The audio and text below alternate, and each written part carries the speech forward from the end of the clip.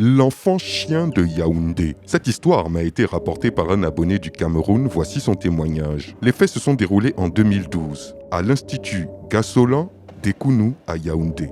À cette époque, j'étais en classe de 3e.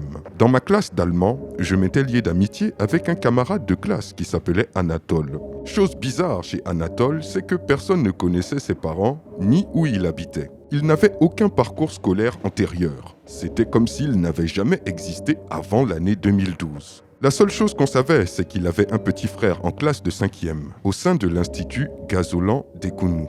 Il y avait vraiment tout un mystère qui planait autour de sa vie et ses origines. En notre présence, il avait des comportements semblables à un chien. Et ce, dans tout ce qu'il faisait, dans sa façon de manger, de s'habiller, de rire, de parler et même de marcher. En pleine salle de classe, il se mettait à marcher comme un chien. Et quand on lui demandait pourquoi il faisait ça, il répondait « J'aime bien imiter les animaux ».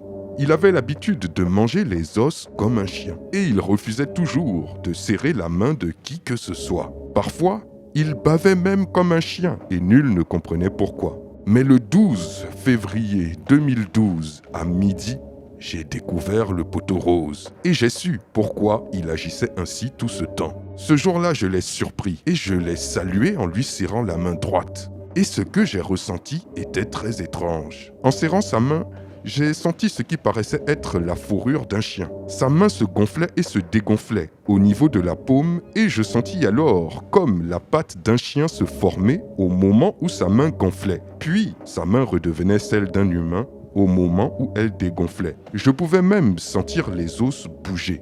Il respirait bizarrement comme un chien qui a soif et sa peau sentait l'odeur d'un chien. Après cela, il a compris que je l'avais démasqué et qu'il était en fait un homme-chien.